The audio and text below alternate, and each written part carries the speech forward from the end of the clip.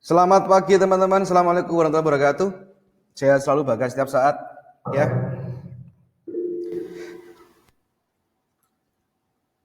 Punya saya miring error, Pak. Maksudnya apa, Bro?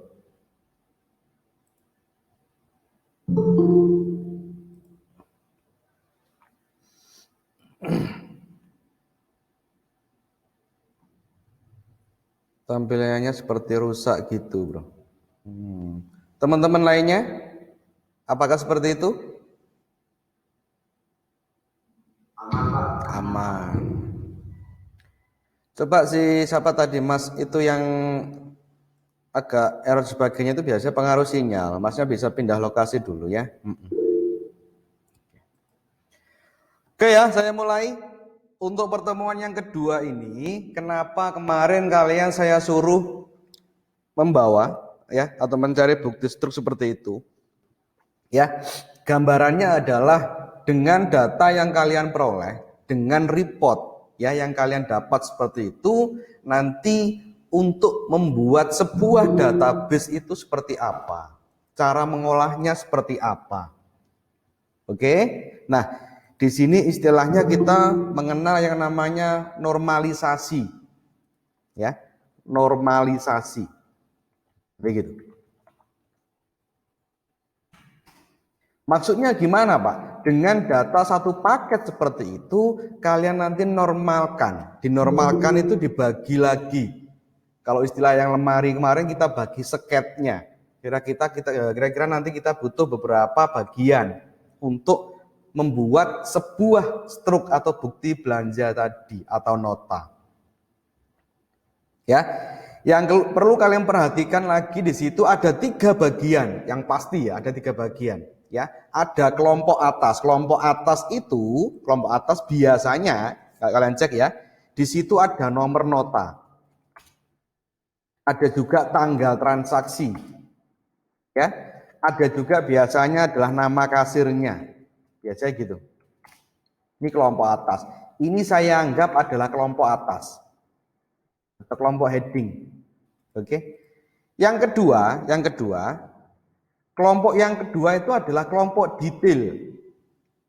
Maksudnya gimana, Pak? Maksudnya adalah dari transaksi dengan nota tersebut, kasir tersebut, tanggal tersebut, ya, yang kalian beli itu detailnya apa saja. Biasanya di sini ada nama item, ya, atau nama barang lah, misalnya gitu.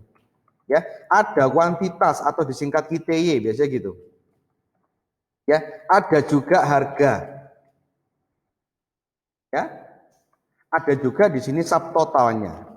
Subtotal itu maksudnya di sini adalah harga dikalikan kuantitas. Ya, kurang lebih seperti itu kalau dijabarkan. Ya, contoh seperti ini. Bentar ya, saya ulang lagi. Saya kasih.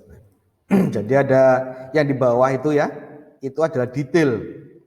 Nah, detail ini nanti bisa nama barang. Yang pertama nama item barangnya misalnya ya, mie instan misal ya.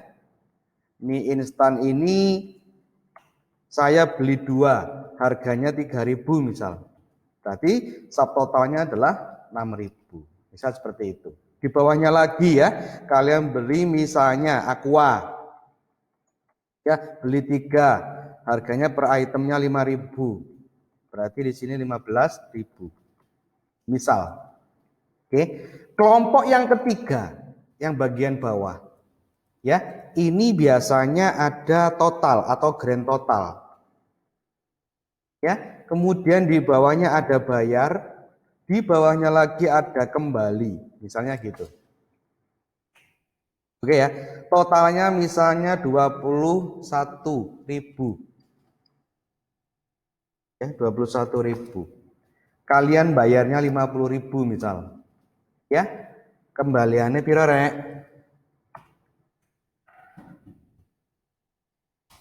Itu kembaliannya. Oke ya, contoh seperti ini. Nah, ini yang punya gambaran ya.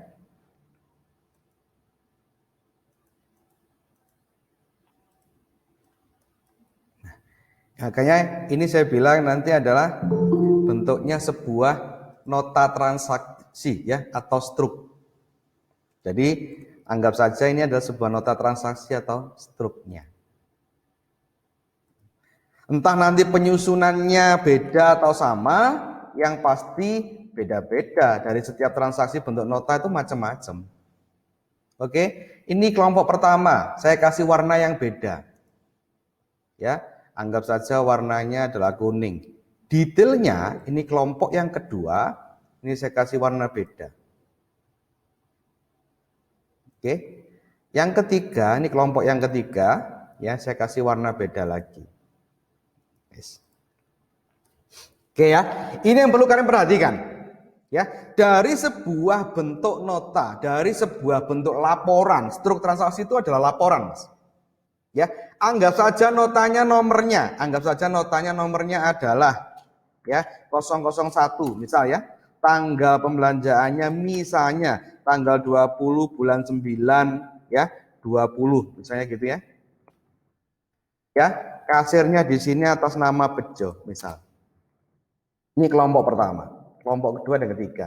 Nah, yang perlu kalian normalisasi adalah nanti dengan bentuk report seperti ini kira-kira kalau nanti saya bagi, saya seket ya, akan menjadi beberapa tabel ya atau entitas kemarin. Berarti setidaknya saya harus bisa memecah dulu, mengelola dulu. Ya, jadi nanti sebenarnya kalian sebagai seorang programmer yang memahami analisa, menganalisis, kalian harus paham dulu dengan sebuah report yang diminta perusahaan seperti ini, saya harus bisa membuat sebuah database, maka dia harus dikelola, dinormalisasi namanya, dipecah jadi berapa tabel nanti. Oke, nah langkah yang pertama, anggap saja ini ada sebuah bentuk notanya. Sehingga yang pertama, kalian harus list semua nama item, semua field yang ada di sini. Mana Pak? Nota, kasir, nama item, kuantitas. Harus di list semuanya, dijadikan satu. Oke, saya mulai dari sini. Yang pertama adalah nota. Yang kedua tanggalnya. Yang ketiga kasirnya.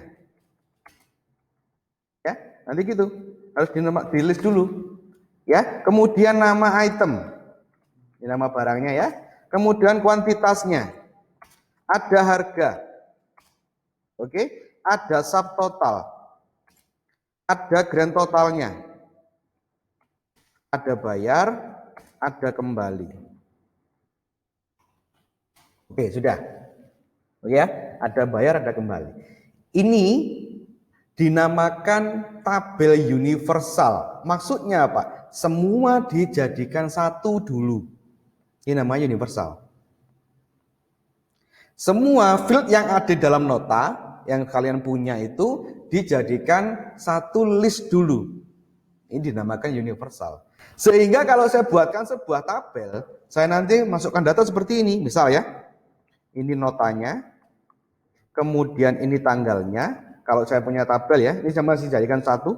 Ini kasirnya, kemudian di sini nama itemnya atau nama barangnya, oke. Sebelahnya adalah kuantitas belinya, sebelahnya lagi adalah harga, kemudian subtotal, kemudian total, oke. Kemudian bayar, diikuti kembali. Pertanyaannya, kenapa Pak kok semua itu nanti harus dicatat? Kenapa semua kok jadikan dalam sebuah database? Supaya kalian nanti gampang membuat report laporan. Saya pengen mencari nanti penjualan tanggal sekian. Berarti kuncinya adalah tanggal. Saya pengen mencari penjualan atas nama kasir ini. Karena kasirnya bertanggung jawab. Maka saya bisa mencari berdasarkan kasir. Saya pengen mencari barang yang paling laku dijual. Saya bisa melihat dari itemnya yang paling sering muncul apa. Saya juga bisa mencari kira-kira stoknya di gudang yang habis yang mana. Berarti saya juga bisa mencari. Oke, saya ingin tahu total pembelian dari konsumen itu yang mencapai sekian juta itu siapa saja. Nanti saya kasih diskon, misal seperti itu. Itu adalah sebuah laporan. Ya, jadi analisisnya nanti ada berkembang karena report permintaan itu tidak semua perusahaan sama, tidak semua klien sama, makanya sampai harus bisa menganalisa. Oke, ini contoh bentuk notanya. Sekarang kita membuat tabel universal, kita jadikan satu semuanya yang ada di dalamnya struk tadi. Contoh, saya punya nota N001, oke, tanggalnya misalnya ya tanggal ya, saya buat ngawur aja ya. Misalnya tanggal 20 bulan 09 tahun 2020, kasirnya Bejo, ya. Nama barangnya misalnya di sini. Tadi ya, odol. Ada yang beli 2, harganya odol itu 3.500. Berarti 3.500 kali 2, berarti 7.000. Gitu kan ya? Nah, total ini adalah total bayar. Si kasir ini, si konsumen ini ada total bayarnya misalnya 10.000 total bayarnya. Ini totalnya 7.000 ya. Totalnya 7.000. Kemudian bayarnya 10.000. Kembalinya 3.000. Contoh ya. Nah, dengan nota yang sama, N001, tanggalnya juga sama. Kasirnya sama. Yang dibeli beda. Mie, ya, belinya 3, harganya mie 2.500, sehingga subtotalnya adalah 2.500 dikalikan 3, ya. Totalnya berapa, bro? 14.500. Berarti yang di atas ini juga 14.500. Berarti kurang bayarnya 20.000. Ya, bayarnya 20.000. Sini sisa berapa, bro? 6.500, kok 6? Berapa? 5.500 ya. 5.500. Yang berarti yang di bawah sama. Perhatikan, notanya sama, tapi barangnya berbeda. Oke, nota sama, barang berbeda, Pak. Oke, berarti kan nanti ini satu nota bisa lebih dari 1 kali pembelanjaan. Contoh lagi, notanya berbeda, N002. Oke, tanggalnya sama. Kan hari itu tidak hanya orang satu tok yang beli. Ya, kasirnya beda. Sri, bisa gitu ya. Ini beli odol. Belinya 3. Ya, harganya 3.500, sehingga nanti saya kalikan kan gitu ya. Contoh, ini saya kalikan ini. Yes. Oke, uangnya 15.000. Sorry, ini totalnya 10.500.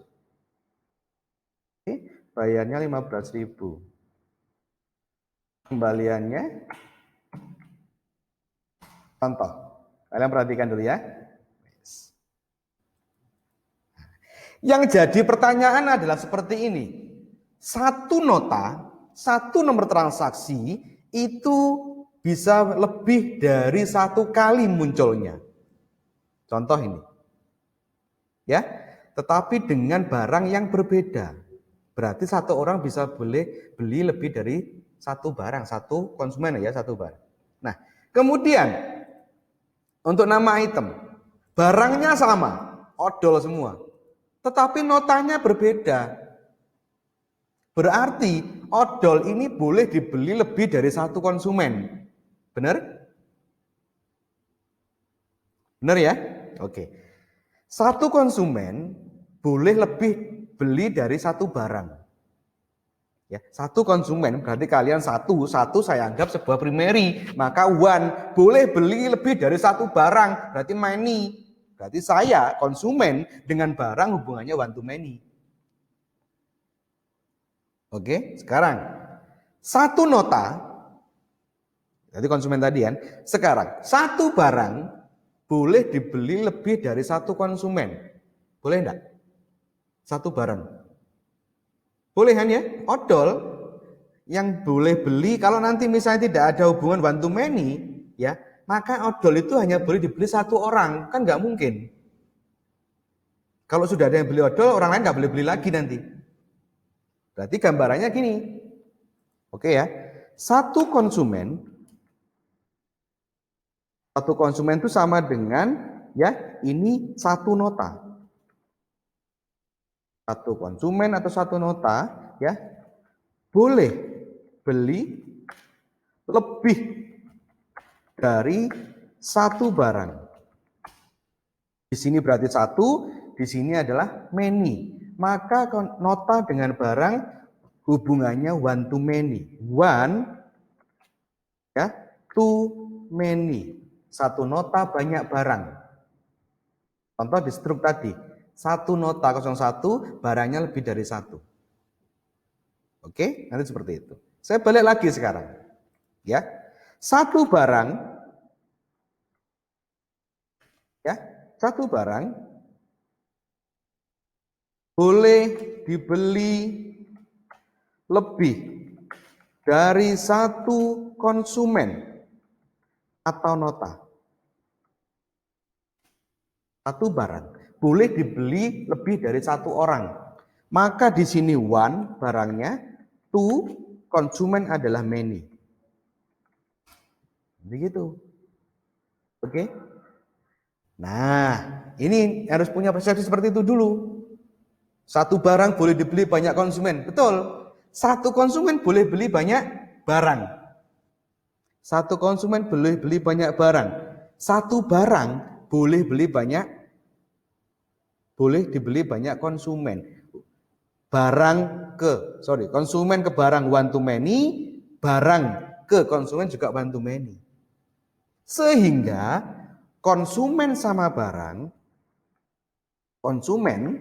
ya sama barang itu relasinya adalah many to many.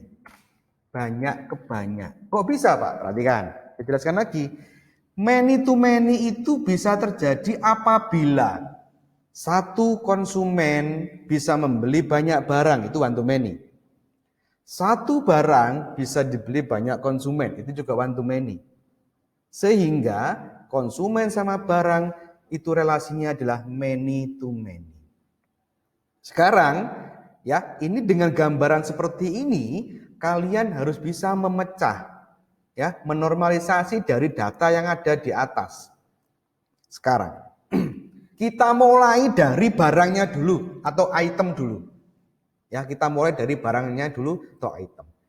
Dari list yang kalian dapat dari bentuk nota yang terkait dengan identitas atau atribut barang, kira-kira yang mana? Perhatikan ya. Dari list yang ada di atas, yang tadi saya sudah ngelis, ya, kira-kira yang terkait atributnya atau identitasnya sebuah tabel barang yang mana? Sebutkan aja nggak apa-apa. Yang mana? Dari nota, tanggal, kasir, nama item, kuantitas, harga. Nama item, oke ya. Berarti saya harus pecah dulu di sini. Yang saya pecah adalah saya membuat tabel barang. Oke, yang saya butuhkan apa tadi? Nama item. Oke. Wes, berarti ini saya hapus ya. Ini saya hapus nama item. Oke. Selain nama item apa? Yang melekat di barang. Apa tadi, Bro? Harga. Sip. Berarti harga. Maka harga saya hapus. Apalagi, Bro? Apalagi? Kuantitas, Pak. Tidak boleh. Kuantitas ini adalah jumlah beli.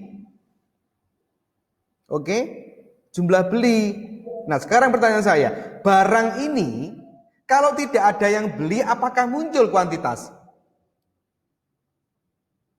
Barang, kalau tidak ada yang beli, kan tidak muncul jumlah beli. Maka jumlah beli tidak boleh muncul di barang. Apa kira-kira selain itu? Oke, betul. Sekarang gini, ya, yang terkait dengan barang, Pak, nama sama harga sudah ada. Tinggal nanti kalian menambahkan atribut yang terkait dengan iya. Gitu ya, yang terkait dengan itu. Oke. Ditambahkan, iya harus ditambahkan. Yang membedakan dari setiap barang, apa tadi Reza? Oke, kode barang. Tambahkan ini. Kode barang ini sama dengan barcode. Biarpun barangnya sama, mie instan, tapi mie instan mereknya banyak. Ya kan? Ada yang sedap, ada yang Indomie, ada yang gitu ya, sama-sama mie instannya kan? Tetapi akan beda barcode-nya, itu pasti. Oke, misalnya, gitu ya. Nama item sudah, harga sudah, kode barang sudah. Apalagi bro? Yaitu stok. Ya, mie instan. Kenapa harus ada stok Pak? Loh, karena kalau nggak ada stok, contoh odol yang beli 2 orang bro. Kalau stoknya nggak ada, dibeli orang 1, habis itu habis lah. Ya, ini adalah stok barang. Oke, nah kode barang. Nah, dari tabel barang yang paling membedakan tadi adalah kode barang. Sehingga kode barang ini nanti dijadikan sebuah primary key alias dikunci. Ini harus dikunci. Ya, karena dikunci saya jadikan tebal. Nah, ini dikunci. Nanti strukturnya bisa kalian geser seperti ini enggak apa-apa ya, dipindah. Posisinya dipindah enggak apa-apa. Bisa gini ya, kode barang saya naikkan, kemudian harga, nah diatur gini nggak apa-apa. Kode barang saya kunci, karena itu yang paling membedakan dari setiap barang. Oke, tabel selanjutnya, entitas selanjutnya selain barang. Ya, di sini ada kasir Pak, maka saya harus punya tabel kasir.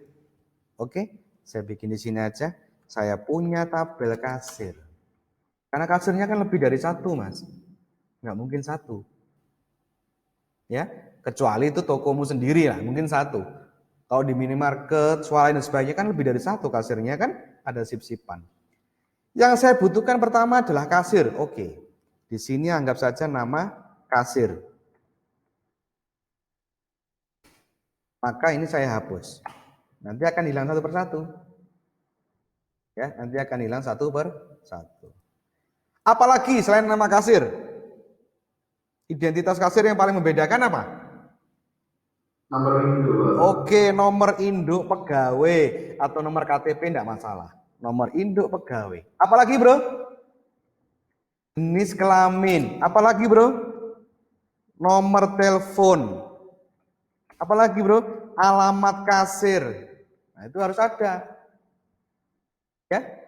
Kenapa Pak? Loh, nanti kalau kasirnya sewaktu-waktu dibutuhkan ditelepon kan harus bisa. Alamatnya di mana? Siapa tahu dia korupsi kan misal. Iya. Jadi ini nanti bisa diajukan. Jadi alamat. Oke. Sudah ada 2 tabel. Nah, kira-kira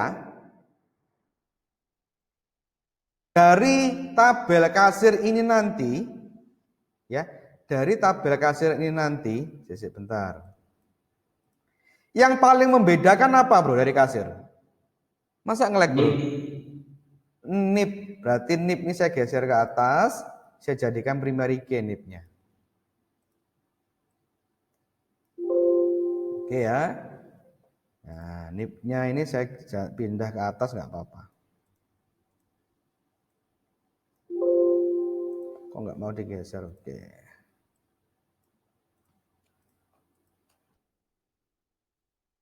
Yes. Ya, ini primary key. Loh, alamatnya hilang. Alamat. Oke. Ini primary key, ini primary key. Wes, sekarang tabel selanjutnya. Satu barang bisa dibeli banyak konsumen. Konsumen sini diwakili dengan nomor nota. Maka saya, ini yang wajib ada loh ya, barang harus ada. Sebelum ada transaksi penjualan, barang harus ada. Ada atau tidak ada penjual, ada atau tidak ada pembeli, barang pasti ada bro. Setelah nanti barang ada, pembeli ada, maka disitulah ada transaksi. Transaksi ini adalah nota, sehingga kalian harus membuat yang namanya tabel transaksi. Ya. Ingat, nota itu muncul setelah ada pembelian. Dan pembelian itu ada karena ada barang. Kalau misalnya sebuah minimarket, sebuah swalayan ada barangnya, tapi tidak ada pembelinya, maka nota tidak akan muncul. Oke? Nah, sekarang dengan entitas transaksi atau tabel transaksi yang terkait dengan list tadi, apa yang harus saya munculkan di sini?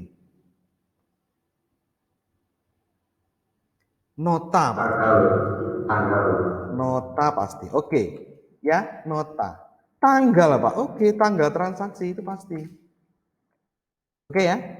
Terus Pak, grand total. Totalnya. Terus Pak, bayar. Terus Pak, kembali. Nota ini sebagai primary key. Kenapa Pak? Kok di primary key? Kan nggak mungkin bro, konsumen tuh notanya sama. Biarpun kalian beli pagi, beli di minimarket, notanya beda. Siang beli lagi, pasti beda. Makanya nota ini tidak mungkin sama. Ya, nota tidak mungkin sama. Maka di primary key, dikunci. Tidak boleh sama emang harus. Oke, berarti ini nota sudah saya hapus, tanggal saya hapus, total saya hapus, bayar saya hapus. Tinggal dua bro, kuantitas sama subtotal. Oke, kuantitas sama subtotal. Kuantitas sama subtotal itu posisinya pada kelompok yang kedua. Oke, detailnya. Dengan asumsi detail ini akan muncul, ya, detail ini akan muncul, kuantitas dan subtotal itu akan muncul apabila ada relasi many to many. Satu nota dipakai banyak barang, satu barang dipakai banyak nota. Itu many to many relasinya. Sehingga tabel detail ini itu sebagai tabel penghubung antara nota dengan barang. Saya jelaskan lagi. Detail, ya, detail itu akan terjadi apabila ada hubungan atau relasi many to many. Satu nota buat banyak barang, satu barang buat banyak nota. Ya, itu many to many. Sehingga akan muncul tabel penghubung, namanya tabel junction atau detail. Nah, detail yang ada di sini itu kuantitas sama subtotal. Sehingga saya nanti perlu membuat tabel detail. Karena yang menghubungkan antara nota atau konsumen tadi dengan barang. Apa yang saya masukkan di sini? Yang saya masukkan di sini tinggal sisanya apa? Kuantitas sama subtotal. Nanti gitu. Detail, Pak. Sebuah detail itu pasti tidak akan ada primary.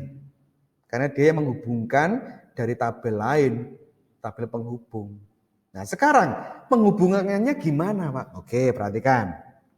Ya. Satu nota bisa membeli banyak barang, betul? Satu konsumen bisa membeli banyak barang, betul? Betul. Maka ini akan saya relasikan. Ya, saya buatkan shape-nya seperti ini. Nah, dari nota ke nota. Nanti gini, saya kurang tebel ya, nggak kelihatan nanti kalian. Bentar ya, tak tebelkan. Ya, ini nanti relasinya seperti ini. Oke, saya tarik ya.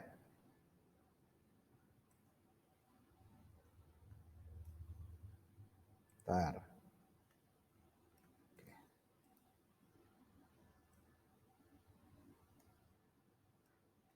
Ya, satu nota ini adalah one atau ini adalah sebuah primary, simbolnya adalah angka 1. Di sini many simbolnya adalah angka n, itu many ke n, maksud 1 ke n. Nah, karena direlasikan sama halnya kalian di dalamnya materi lookup Excel kemarin, untuk saya mendapatkan nomor nota di tabel tujuan, maka saya punya source-nya, punya sumbernya. Sumbernya di mana? Tabel transaksi. Tabel transaksi yang membedakan apa? Nota. Nota sebagai primary key. Maka penghubungnya di tabel yang kalian isi harus ada namanya nota. Nota yang ada di detail ini dinamakan foreign key kemarin, tabel tambahan. Untuk apa, Pak? Supaya saya bisa lookup nota di sini, bisa ngambil nota yang ada di transaksi. Maka hubungannya one to many. Satu lagi yang menghubungkan. Satu barang akan muncul lebih dari satu kali di detail. Satu barang ya, akan lebih muncul dari satu kali di detail dengan nota yang berbeda. Sehingga di sini akan ada namanya kode barang. Dia menghubungkan dari barang ke tabel detail. Ini penghubungnya tadi, ya. Barang ke kode barang ini. Saya tebalkan lagi, cek kelihatan. Ini bro ya. Kode barang ini sebagai one, ya.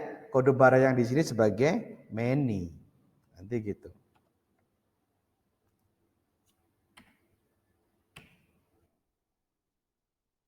Ini sebagai many. Nah, ini loh bro. Sehingga barang dengan transaksi atau barang dengan nota atau dengan konsumen itu relasinya many to many. Di sini ada many dari kode barang, ada many dari tabel transaksi. Ini many to many. Ya, many to many.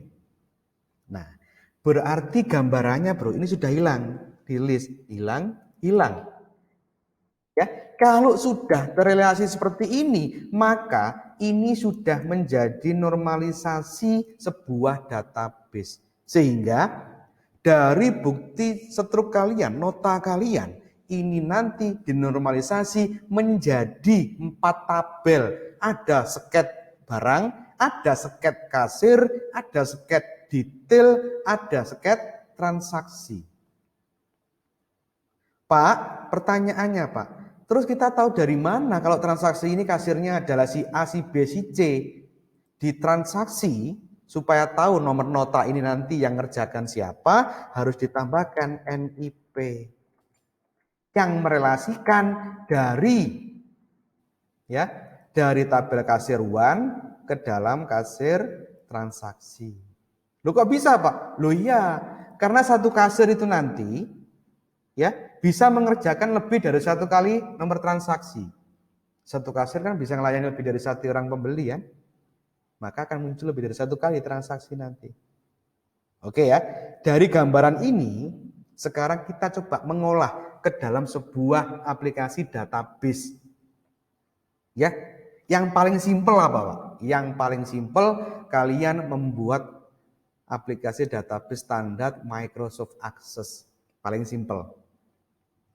Ya, karena nanti kalian akan dapat materi selain pengolahan database menggunakan Microsoft Access, juga akan dapat database MySQL.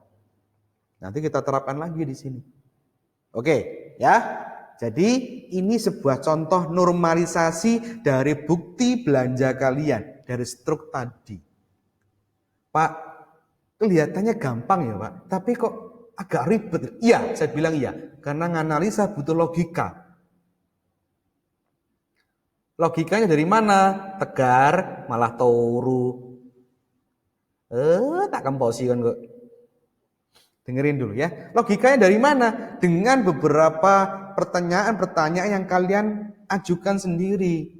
Mayoritas gitu. Makanya anak-anak informatika, ya teman-teman informatika, seorang IT, kadang akan sering berbicara sendiri di depannya komputer. Orang yang nggak paham dikir ya. Lu serius akan sering berbicara sendiri. Kalau gini ya, kalau gini. Pasti gitu. Yakin saya. Nanti kamu akan buktikan sendiri. Ya, contoh. Jadi sekarang kita coba mengolah database-nya menggunakan standar aplikasi. Ya, kita menggunakan Microsoft Access. Saya buka dulu. Ya, sumbernya dari data yang kalian olah tadi. Bentar ya, saya carikan dulu. Microsoft Access Office. Oke. Ini yang standar, Bro. Kelihatan, Bro? Share screen saya Microsoft Access kelihatan? Kelihatan Pak, nge-lag. Sabar. Sabar, nge-lag itu sabar, Bro, ya. Iya. Oke, perhatikan. Microsoft Access ini nanti adalah sebuah aplikasi yang fungsinya untuk mengolah sebuah database. Ya, aplikasi pengolah database itu banyak. Yang paling standar untuk pembelajaran Microsoft Access. Oke, di sini saya akan memilih blank database. Alias saya membuat database baru. Ya, ada fasilitas blank database. Klik saja. Saya kasih nama, misalnya database-nya adalah minimarket. Nah. Oke, saya create.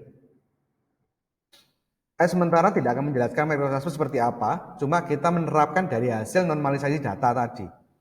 Ya, di dalam Microsoft Access ini nanti kita akan membuat sebuah database. Database sudah bikin, Pak. Apa namanya?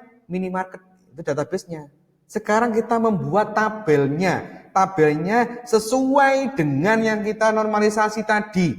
Ada 4 tabel. Barang, kasir, detail, transaksi. Sekarang kita mengolahnya di sini. Yang pertama, saya create tabel. Oke, saya create tabel. Kemudian saya desain. Tabelnya saya kasih nama barang. Ya, yang pertama. Oke, ini saya hapus dulu. ID. Saya bikin baru tadi namanya adalah kode barang. Ingat ya, nama filenya tidak boleh ada space. Tipenya apa kode barang ini? Lihat dulu yang kalian inputkan dalam kode barang nanti apa. Bisa angka, bisa teks. Kalau teks, tambahkan aja teks.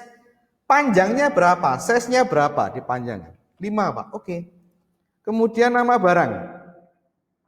Ya, nama barang itu sama dengan nama item. Short tag, Pak. Oke. Ya, teks yang pendek. Ini banyak. Kalian klik tipenya banyak. Ya, tipe datanya. Panjangnya nama barang itu saya bikin 20 saja, Pak. Oke. Tapi kalau namanya panjang lebih dari 20 bisa dibatasi. Stok. Stok itu angka, maka saya pilih number. Ya, saya pilih di sini agak pendek aja ya, integer. Selain stok tadi apa lagi, Bro? Kita cek. Harga ya. Saya tambahkan harga. Harga ini number karena angka ya. Long integer, oke. Dari tabel barang yang jadikan primary key kode barang, maka saya sorot kode barang, saya aktifkan primary key. Masih ingat kemarin primary key? Tidak boleh kosong, tidak boleh sama. Saya simpan. Oke. Tabel barang saya masukkan datanya. Misalnya BRG 01, namanya odol, stoknya 100, harganya 5.000. Oke ya, gitu. BRG 02, namanya mie, ya, stoknya 50. Oke, harganya 3.500. Barang ketiga. Oke, misalnya di sini adalah aqua. Stoknya 100, harganya 2.500. Ini untuk barang. Kalau nanti ada kode yang sama, pasti akan trouble. Karena primary key. Ya, pasti akan trouble. Kan nggak bisa? Nggak boleh sama. Nah, kalau sudah saya simpan. Berarti barang sudah ada isinya. Yang kedua, saya bikin tabel lagi. Apa? Kasir. Oke. Saya create, saya pilih tabel, ya. Saya desain, saya kasih nama kasir. Oke. Kasir, ada ID kasir, Pak. Oke, ID. Wis enggak apa-apa, auto number ya. Kemudian di sini nama kasir. Teks. Nah, jangan panjang-panjang namanya ya. 20 gitu aja. Jenis kelamin. Oke. Jenis kelamin saya bagi, saya gunakan lookup seperti ini enggak apa-apa ya. Bentar, saya ketikkan saja di sini ya. Misalnya pria, wanita. Oke, selesai. Finish. Ya. Jenis kelamin, alamat. Panjangnya sekian. Ya, hanya saja 40 sama nomor telepon ya. Contoh seperti ini. Nomor telepon ya saran saya jangan menggunakan number. Kenapa? Kebanyakan nomor telepon itu diawali dengan angka 0. Oke? Kalau kalian ketika menggunakan number nanti 08 sekian-sekian, yang muncul adalah 89-nya. Nolnya nggak akan tertulis. Huruf depan 0 itu nggak akan tertulis nanti ya. Gunakan teks saja. Angka saja 12. Primary key-nya adalah kode kasir atau ID. Bisa ganti ID kasir. Contoh ya? Oke. Kalau sudah saya simpan, ini tabel kasirnya. Kasirnya saya isi ya. Namanya, bejo. Jenis kelaminnya saya pilih, pria. Alamat, jalan. Nah, oke. Nomor teleponnya 0341. Yang kedua, Sri. Oke. Jenis kelaminnya wanita, jelas ya. Jalan Mawar. Ya, 0342 misal. Ya, ada 2 kasir. Selesai. Nambah tabel satu lagi, Pak. Apa? Transaksi. Jadi barang ada, kasir ada. Kalau nggak ada pembelinya, tidak akan muncul transaksi. Maka saya akan membuat sebuah transaksi. Yang pertama adalah nota. Notanya saya bikin teks, Pak. Oke, panjangnya 5. Nggak apa-apa. Setelah nota, saya tanggalnya. Tanggal kalian pilih date ya, date and time. Kalian pilih date, formatnya dipilih yang medium aja. Nggak apa-apa ya. Setelah tanggal, total bayar kembali. Saya punya NIP, Pak. Nah ingat. Ini saya bilang, log up, ngambil dari tabel kasir. Maka di sini saya log up. Log up-nya saya ngambil dari tabel kasir. Kasir, saya ambil namanya. Nah, ini kalau di dalamnya akses Excel kemarin, log up. Ya, log up bisa. Kita ngambil dari sumber data, VLOOKUP. Kan gitu kan ya? Nota saya jadikan primary key, Pak. Harus, kan nggak boleh sama. Ada total ini adalah number. Oke. Ada bayar ini adalah number juga. Ada kembali juga number juga. Oke. Sudah selesai, Pak. Saya simpan. Namanya adalah transaksi. Tadi kata. Oke. Satu lagi, membuat tabel detail. Ya, tabel detail namanya adalah detail. Tabel detail ini ya, yang pertama disesuaikan dengan tadi. Ada kode barang sama nota sebagai forex key, kunci tambahan karena ngambil. Ada nota. Karena dia forex key, maka saya log up, ngambil dari sumber data. Apa? Nota tadi, transaksi. Saya ngambil nota. Oke. Satunya lagi, apa? Kode barang. Kode barang saya juga log up alias ngambil dari sumbernya. Sumbernya apa? Tabel barang. Saya ambil kode ya atau nama terserah. Oke. Setelah itu ada kuantitas beli. Di sini adalah number. Terus total. Ini number juga. Ya. Nah, 2 ini tidak boleh primary karena tadi log up kalian ngambil sehingga saya tutup. Sekarang ya, dengan tabel yang kita bikin, kita membuat relasi dulu. Namanya relasi. Di dalamnya menu database tool ada relationship. Nah, ini saya tampilkan semua. Tabel barang, detail, kasir. Nah, ada 4 tabel. Kalian relasikan. Ya. Sama dengan di sini tadi. Barang ke detail, Pak. One to many. Oke, barang ke detail. Kuncinya ditarik ke tabel detail. Sama-sama kode barangnya.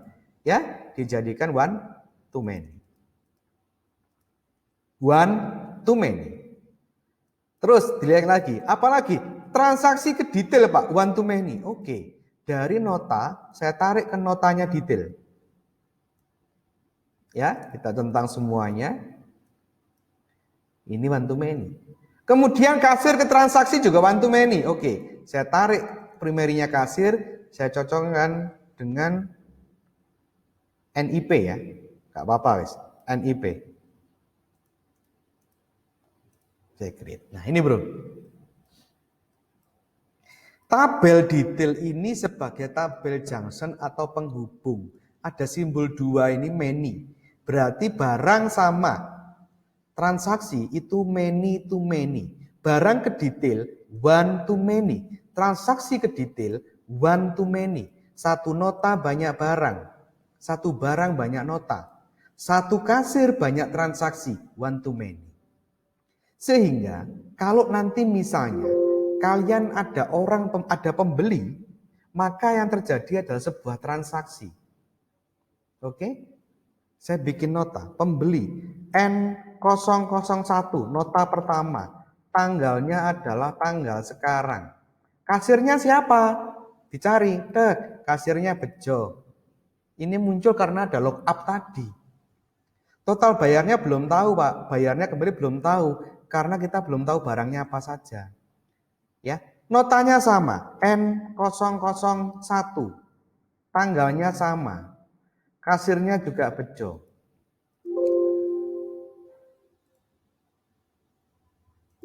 Nah,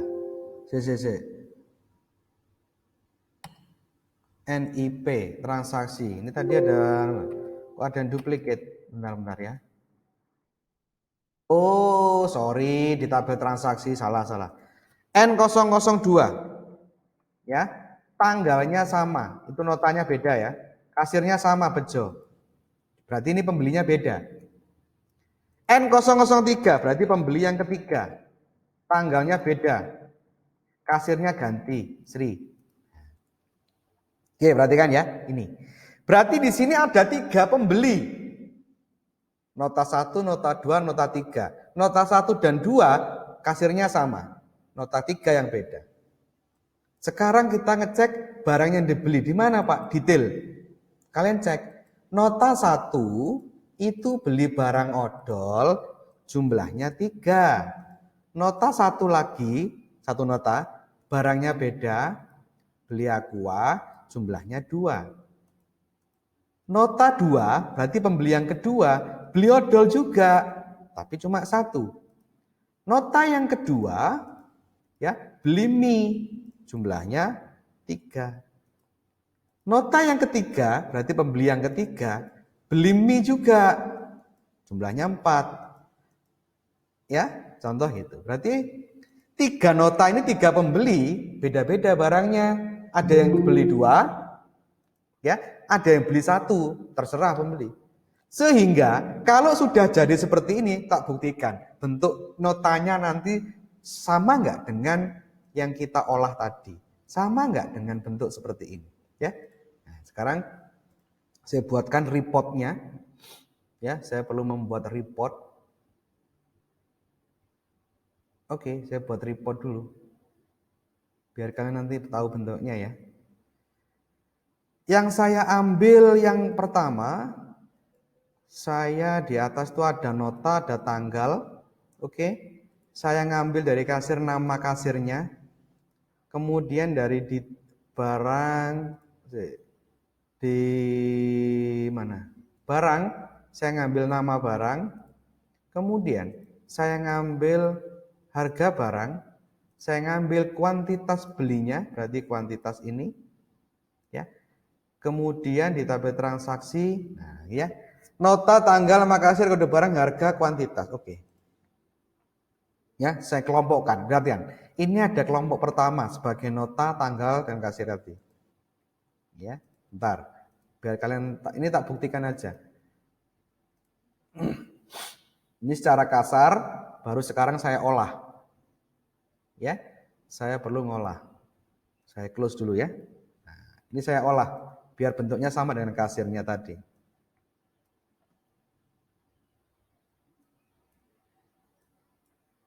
ada nota, ada tanggalnya, saya tambahkan kasir. Ya, ini tanggal, ini nota. Berarti notanya saya taruh sini. Ini adalah notanya. Kemudian ada tanggalnya. Oke, ini tanggalnya. Saya tebalkan saja, bentar ya. Desain, format. Oke, saya tebalkan ya.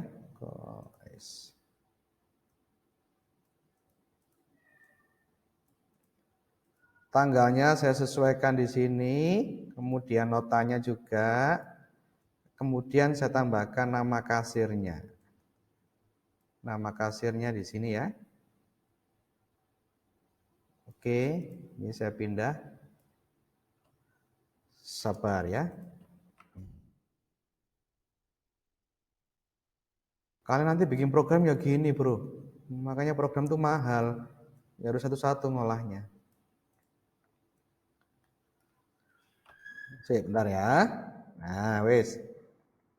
Ini detailnya. Ya. Detail, kemudian bentar, saya geser ya. Saya tambahkan.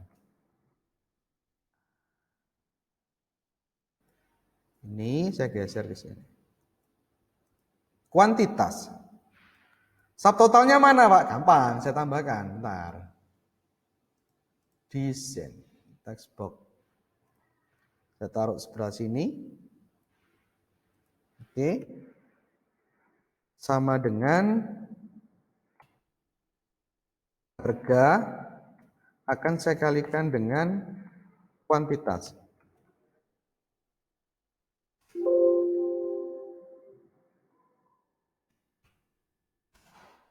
Oke.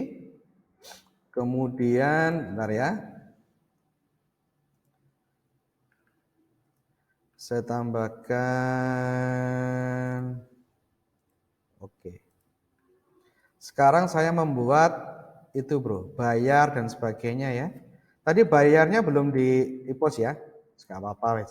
Saya bikin grand totalnya. Ya.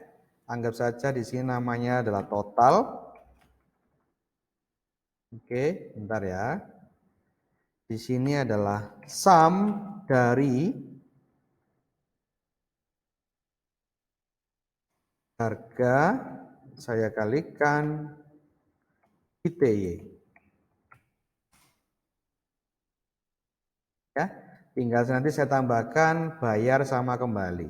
Nah, anggap saja ini namanya nanti bayar ya dan kembali. Oke ya, saya cek ya.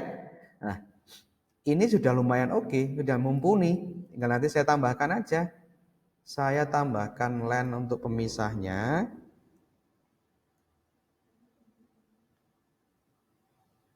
Oke. Saya tambahkan juga di sini.